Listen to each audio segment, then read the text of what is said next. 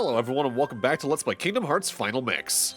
In the last part, we reached the very end of the world, hitting the final save point before the final boss. And thus, it's time for us to start our side quest cleanup for the rest of the game. We're not progressing in plot until effectively the very final part now, so prepare for a lot of side quests along the way. And starting off, we're over here in Agrabah for two things, actually. For one thing, I'm over here at the treasure room at the Cave of Wonders in order to fight the white mushrooms here. This is the only place they show up in this specific world. This is probably the easiest set of white mushrooms in the game to get the gravity arts from overall. There's one other art I still need to get, the stop arts, and the best place to get that is over in Atlantica, but we'll be taking care of that momentarily. My next duty here is to once again show off the Pot Scorpion now that we're a higher level, as between your generally higher stats and your lucky strikes, getting mithril stones here from the Pot Scorpion is going to be quite a bit easier. We need 8 of those total for synthesis by the end of this. And just as a reminder, because it's been a while since we last talked about Pot Scorpions, by default, every Pot Scorpion has a 20% chance of dropping a mithril stone, boosted up to a 50% chance with all 3 lucky strikes equipped. If you destroy all 11 pots before attacking the Scorpion, though, that act itself has a 10% base chance of dropping a mithril stone, boosted up to 25% with those lucky strikes. If you kill the Scorpion after breaking all 11 pots, though, there's another separate 35% base chance of a mithril stone, boosted up to about a 90% chance with all the lucky strikes equipped.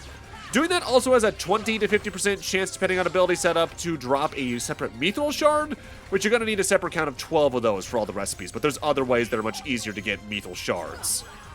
Thankfully, as annoying as some of the Final Mix exclusive Heartless and their drops can be to get, in pretty much every single instance, there's ways to get upwards of 2 or 3 of them per fight against the enemy in question. So while you might need, say, 7 of a specific exclusive material, you don't need to fight the Heartless in question 7 times. If anything, you might be able to get away with 2 or 3, depending on your luck. But there's the clincher, luck. Depending on how things go for you, synthesis farming in any given Kingdom Hearts can take maybe only a few hours. It might take you a weekend. It really just depends on how the numbers are rolling for you and whether or not you get lucky. Next up, we're back in Atlantica because we want to take care of the white mushrooms here for the stop arts. Worth noting, in Vanilla Kingdom Hearts 1, there were actually 2 places you could fight standard white mushrooms here in Atlantica. Here, and over in the Undersea Cave area. But here in Final Mix, as we've already seen in this very LP, the set that's still in the Undersea Cave has been repurposed to lead into the pink Agaricus Heartless, which you still need to actively deal with for synthesis stuff. But it is still a separate encounter set, so you're unable to use them to get Mystery Goos or any of the various spell arts. Worth noting, there's actively a all-in-one location for white mushrooms that you can use to get all the arts pretty quickly, but it all just depends on your luck with what motions they try to use. Specifically, in the room just before the final rest back at the end of the world. Now that we've cleared that room the first time, there can be a couple of different Heartless sets in there, including one that's Final Mix exclusive.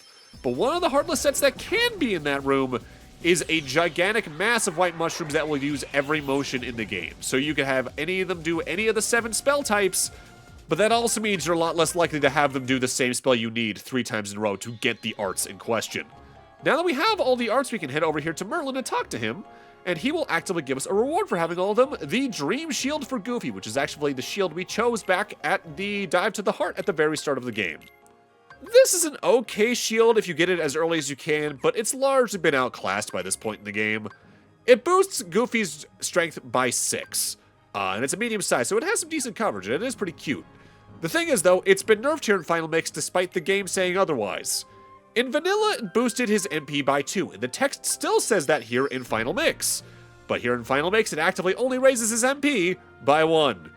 Oopsie doodle. So at this point, it's time for us to go tackle the time attack for the Hercules Cup. And this can be pretty rough if only because Cloud himself takes a while, but Hercules can be the real nightmare there.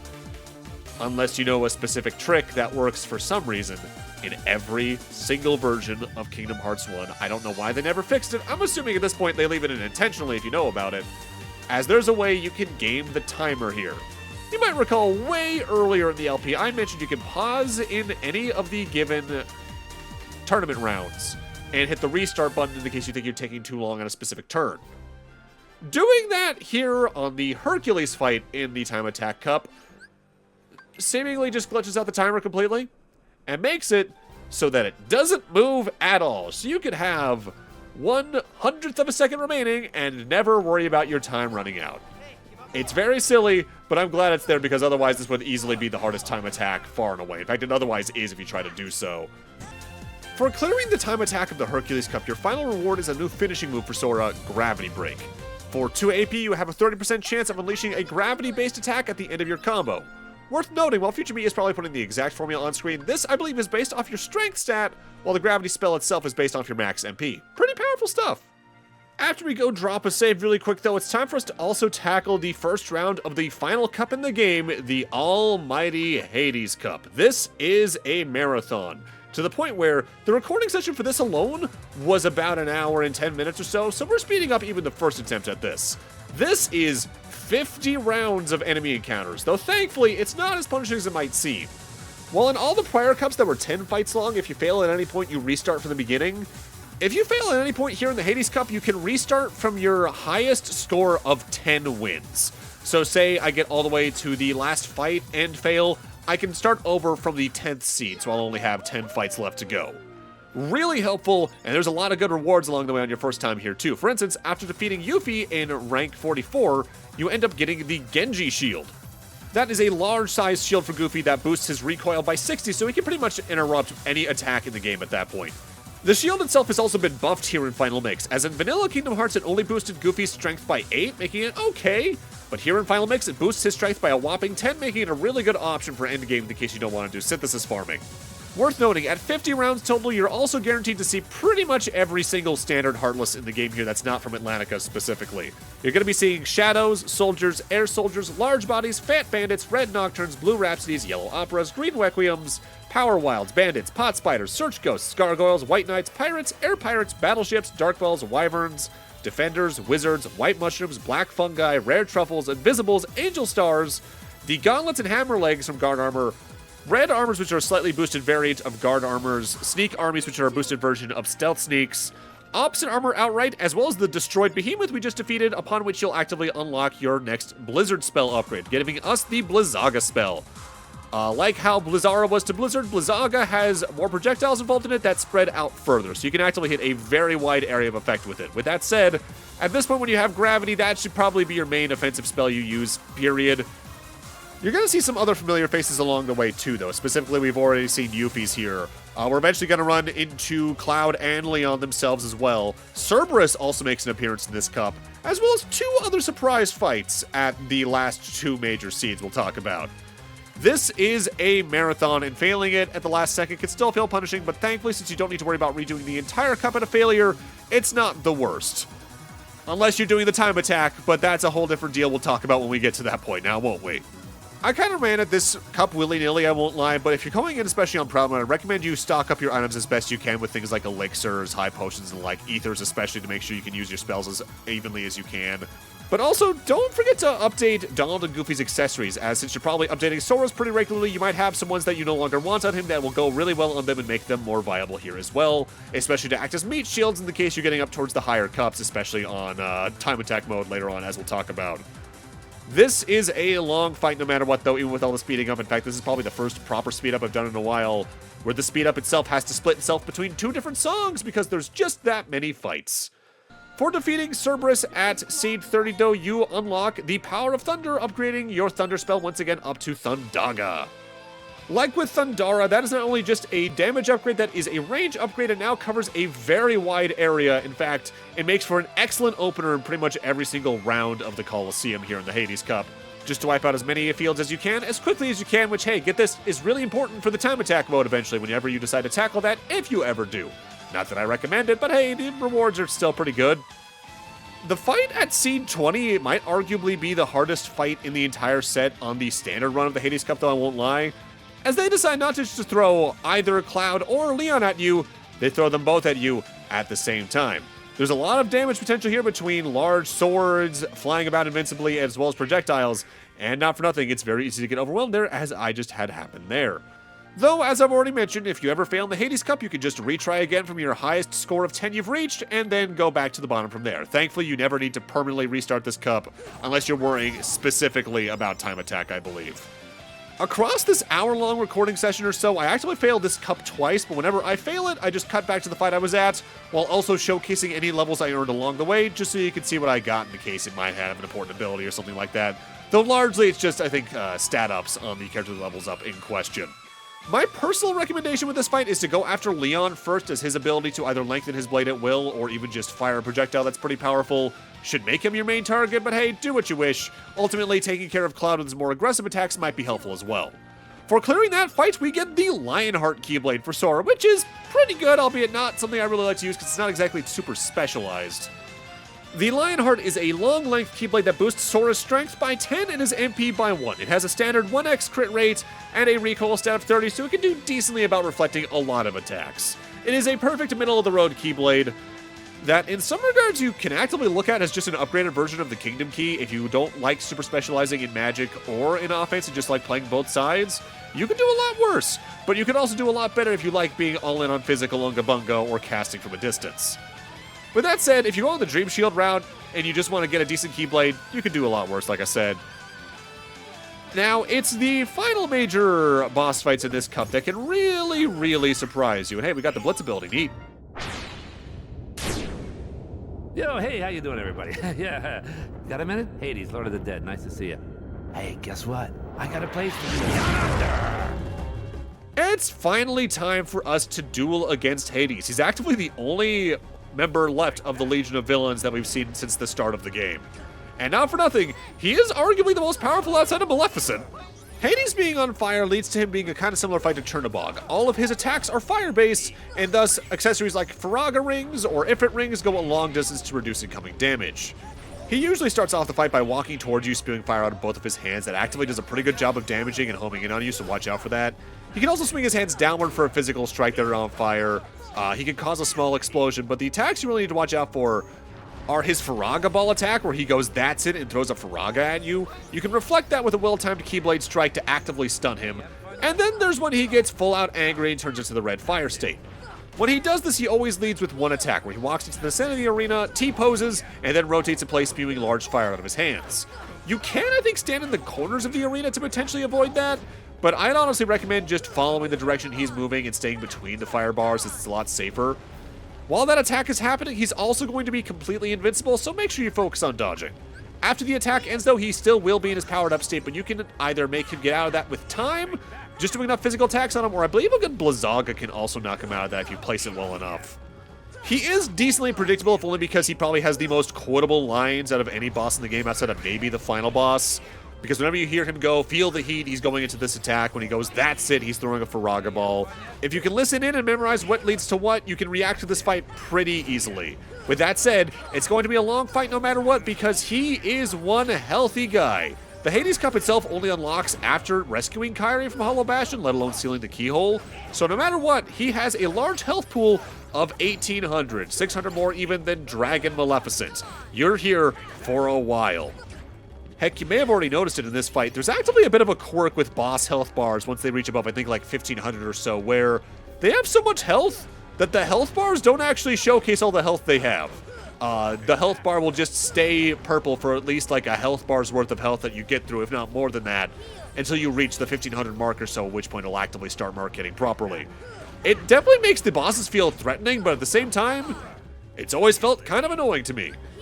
This is also a very long fight, as you can see, and it's actively the main reason I don't tackle both the Sora alone or the time attack version of this fight until a good bit later, as I want to have more powerful Keyblades than what I currently have on top of the few stat boosts from accessories or other levels I would get along the way. Also, as you can see, not for nothing, Donald and Goofy aren't the most reliable in this fight, as his rotating in place attack is more than likely going to reduce their HP to 0, knocking them out for a good period. A Mega Potion could go a long way there, as can Arrow, as you can see, for deflecting his projectiles back into him, but just react accordingly and maybe focus on main physical combos in the case you're having some issues, and you should get through this fight slowly but surely. I have always found it kind of funny, though, that Hades himself isn't even the final boss of his own cup. And, like, I get why with the movie lore, considering what the fight at the end of this cup actually is, but it's kind of led to this always feeling like he got beat at his own game in a way that I find very funny, which, you know, would be in character for him given both the movie and the cartoon. I actively just rewatched the movie for the first time in, like, 2 years or so the other night. Yeah, no, that's probably still my favorite Renaissance Disney movie. It's either that or Mulan. Or if I'm being generous and counting these into the Renaissance, Atlantis, The Lost Empire, or Treasure Planet. That's probably, honestly, my top 4 Very ranged projects there, but just some gorgeous animation, gorgeous storytelling. I love those variations of those characters so much. If they're not completely original in the case of like Last Lost Empire, for instance. I do think whenever Hades shows up in later games, his fights are more interesting though, if only because you either have more active ways to knock him out of the powered up state, or he's invincible for less of the fight period. Because not for nothing, he can be really spam happy with the rotating in place attack that he's invincible during, and that's really what extends the length of this fight to kind of ridiculous proportions. To the point where, again, the fight at the end of this place is technically meant to be harder than him, but as we'll see momentarily, that fight has way fewer invincibility states like this, so the fight actively goes by quite a bit faster despite the larger health pool and attack potential. Also, if memory serves, and future me, see if I'm actively right about this. I believe there actively is another variant cutscene in this game. If you go after the cups first after rescuing Kyrie, specifically, I believe that scene earlier in the game where Maleficent talked to Hades specifically here in Olympus Coliseum can happen without Maleficent being there, which is a neat attention to detail if my memory serves correctly, but I've never gone out of my way to do that, as if I'm going for Olympus Coliseum period, the rewards are too good to ignore as early as I can get them. If I don't do the Olympus Coliseum, well, I'm not doing it at all, period, because I just want to get to the end of the game without it.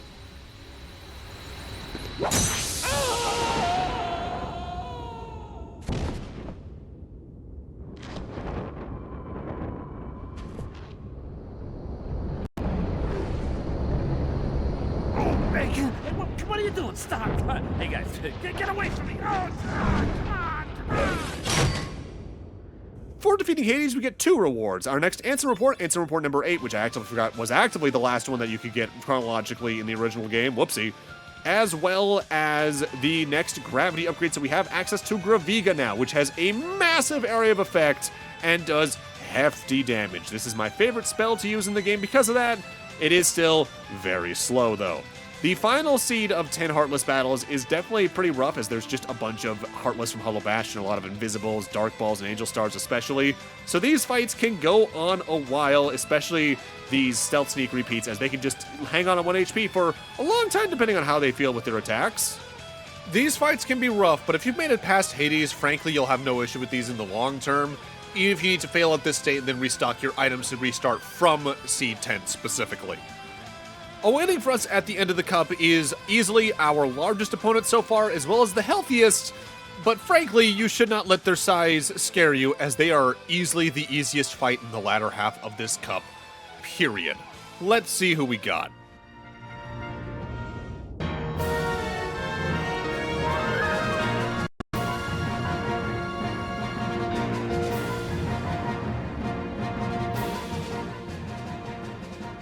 Time for our first super boss in the game, technically. This is the Rock Titan.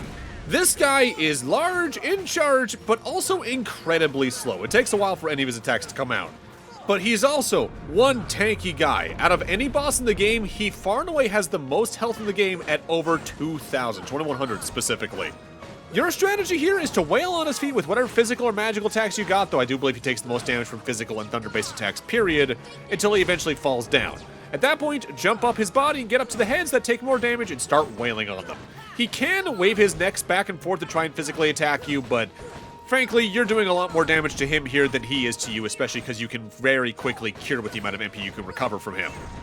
Attack-wise, he can swing an arm down at the floor, he can pound his fists both on the ground, which sends out a gigantic shockwave, and he can send out another shockwave from his feet whenever he steps downward. Outside of the attack from his head we talked about earlier, that's all he's got, though I think there is another version of the large two-handed shockwave attack that specifically has a different trajectory, so it can damage you if you decide to try and camp out on the bleachers and let Donald and Goofy do all the damage you need to in this fight. Don't underestimate his attacks, as while they are slow, they are easily some of the hardest hitting attacks in the game. But if you just very simply get up here and can stay up here, he's not going to stand much of a chance. I call him a super boss, and that's technically true in terms of his health pool and damage. But the real super boss in the Hades Cup here is reaching him to begin with. I don't really use it here, but I would also recommend putting Eroga on yourself in this fight, just in case you do get hit, as not for nothing, that cut in half of the damage incoming will do a lot against every single one of his attacks.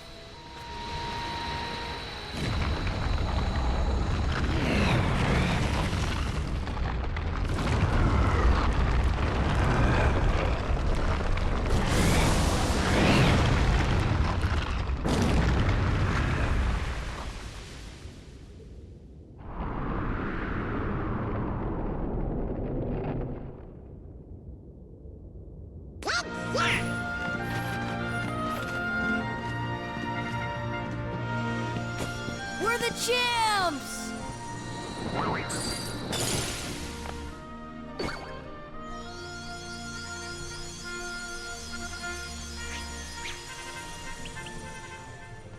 For clearing the Hades Cup, your final reward is the Trinity Limit Break.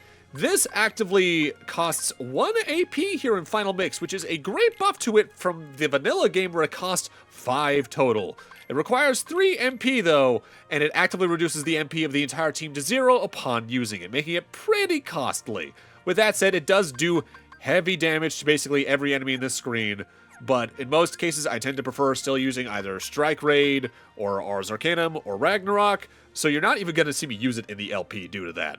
But with that, I'm going to need to end this off here. Thank you guys for watching, and in part 37, we're going to continue doing synthesis farming around the various worlds of the game, doing some other side quests along the way in the process. See you guys then.